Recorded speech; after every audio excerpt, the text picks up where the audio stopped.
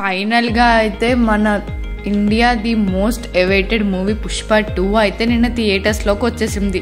నిన్న నైటే చాలా బెనిఫిట్ షోస్ అయితే పడ్డాయి. సో ఈ movie review, cost and crew ఎలా ఉంది, నిర్మాణ విలువలు ఎలా ఉన్నాయి, ఈ డీటెయిల్స్ అన్నీ చూసే ముందు మన ఫిల్మీ బౌల్ ఛానల్ని లైక్ చేయండి, షేర్ చేయండి, సబ్స్క్రైబ్ చేయండి. So hello movie lovers, Pushpa the rule దేశమంతా ఎంతో ఆసక్తిగా ఎదురు చూస్తున్న మూవీ ఇది. 3 years కిందట పాన్ ఇండియా స్థాయిలో హిట్ అయిన పుష్ప ది రైస్కి ఇది సీక్వెల్ కావడంతో అంచనాలు అయితే భారీ స్థాయికి చేరాయి. ఈ రోజే ప్రేక్షకుల ముందుకు వచ్చిన పుష్ప 2 అంచనాలు ఎలా ఉన్నాయో ఒక లుక్ వేద్దాం. అయితే ముందు కథలో చూసుకుంటే కూలీగా మొదలుపెట్టి ఎర్రచందనం సిండికేట్కు నాయకుడిగా ఎదిగిన పుష్ప తనకు అడ్డు వచ్చిన ఎస్పీ బన్వర్ సింగ్ షెకావత్ను ఘోరంగా అవమానించడంతో తనైతే రివెంజ్ కోసం ఎదురు చూస్తుంటాడు. పుష్ప ఆధ్వర్యంలో నడుస్తున్న ఎర్రచందనం స్మగ్లింగ్కి షెకావత్ అడుగడుగునా అడ్డుపడుతుంటాడు. సిండికేట్లో కీలకమైన వ్యక్తిని చంపేయడంతో సమస్య అయితే మొదలవుతుంది.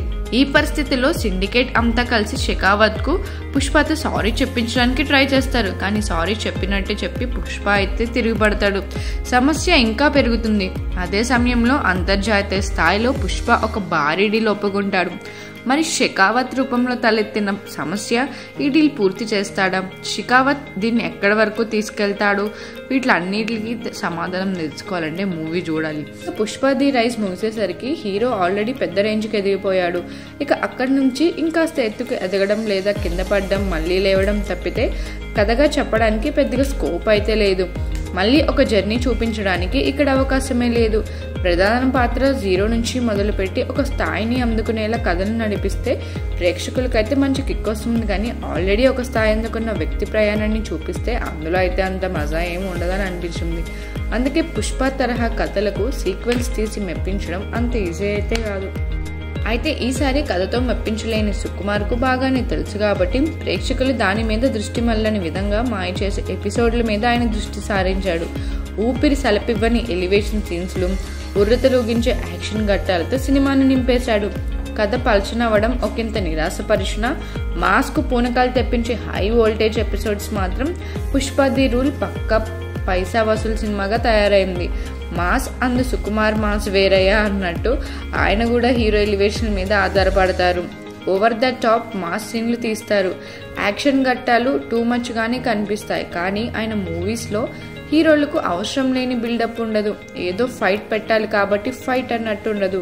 ఎలివేషన్ కొంచెం అతి అనిపించినా అందులో ఒక రీజనింగ్ ఉంటుంది. ఫైట్ అతిశయంగా అనిపించినా ఇందులో ఒక లాజిక్ అయితే ఉంటుంది.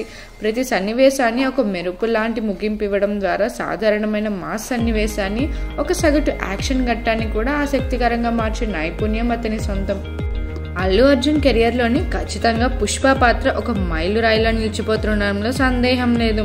పుష్ప అనే పాత్రను తను నరనరహన జీర్ణించుకున్నట్టు అతను ఆ పాత్రలో వేసిన ఇంపాక్ట్ చాలా బలమైనది. మనం చూస్తుంది అల్లు అర్జున్ అనే విషయాన్ని అయితే పూర్తిగా మర్చిపోయి పుష్పతో కలిసి ట్రావెల్ చేస్తుంటాం. ఆ పాత్రకు తగ్గట్టు అతను చూపించిన యాటిట్యూడ్, తన హావభావాలు అన్నీ కూడా వేరే లెవెల్ అనిపిస్తాయి. జాతర ఎపిసోడ్లో బన్నీ పర్ఫార్మెన్స్ అయితే పీక్స్ అన్నట్టే చెప్పాలి. పుష్ప ఈగోని టచ్ చేసినప్పుడు అతను ఎలా తయారవుతాడో బన్నీ తన పర్ఫార్మెన్స్తో చూపించిన తీరైతే వా అనిపిస్తుంది.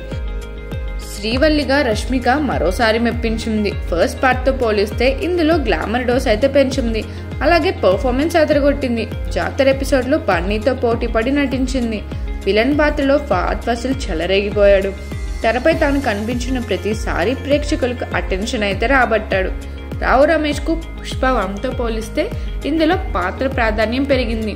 ఆయన అయితే చాలా బాగా చేశారు. జగపతి బాబే కొంచెం కృత్రిమంగా అనిపించారు. అజయ్ ఆఖరి సన్నివేశాల్లో బాగా చేశాడు. పుష్ప ఫ్రెండ్ కేశవ జగదీష్ అలవాటైన రీతిలోనే నటించాడు. తారక్ పొన్నప్ప తక్కువ స్క్రీన్ టైంలోనే తన ప్రత్యేకతను చాటుకున్నాడు. సునీల్ అనసూయాలకు ఇందులో పెద్దగా అయితే స్కోప్ లేదు. శ్రీలీల అయితే కిసిక్ పాటలో మతి పోగొట్టేసిందని చెప్పాలి. ఇక టెక్నికల్గా చూసుకుంటే పుష్ప 2కి ఎటువంటి ఇబ్బంది లేకుండా అయితే ఉంది. దేవిశ్రీ సాంగ్స్ అయితే బాగానే ఉన్నాయి. ఫీలింగ్స్ కిసిక్ సాంగ్స్ వినడానికే కాదు చూడడానికి కూడా బాగున్నాయి. టైటిల్ సాంగ్ కూడా ఓకే. సూసేకి మెలోడీ వినసొంపుగా ఉంది కానీ దాని చిత్రీకరణను సుకుమార్ పెద్ద షాకే ఇచ్చాడు. అది మిక్స్డ్ ఫీలింగ్ ఇస్తుంది. దేవి సంగీతం మాస్కు పూనకాలు తెప్పించింది. జాతర ఎపిసోడ్ క్లైమాక్స్లో చెప్పుల తుప్పు వదలగొట్టేశాడు దేవి. ఎలివేషన్ సీన్స్లో తన RRRతో మరింత ఎలివేట్ చేశాడు. నిర్మాణ విలువలు కూడా చాలా గొప్పగా ఉన్నాయి. మైత్రి మూవీ మేకర్స్ ఎంత మాత్రం రాజీ పడలేదు. కానీ సుకుమార్ తన మార్కుతోనే మాస్ ఎలివేషన్ సన్నివేశాలు తీర్చిదిద్దిన విధానం మాత్రం ప్రేక్షకులను అలరిస్తుంది. తన బ్రిలియన్స్తో పరిమిత వర్గాన్ని మెప్పించడం కంటే కొంచెం స్థాయి తగ్గించుకుని అయినా ఎక్కువ మందిని ఎంటర్టైన్ చేయడమే ధ్యేయంగా ఆయన సినిమా తీస్తున్నట్టు అనిపిస్తుంది. ఓవరాల్గా చెప్పాలంటే మాస్ ఆడియన్స్కి ఇదొక మాస్ జాతరనే చెప్పొచ్చు. మా ఫిల్మీ బౌల్ రేటింగ్ వచ్చేసి 3.25/5.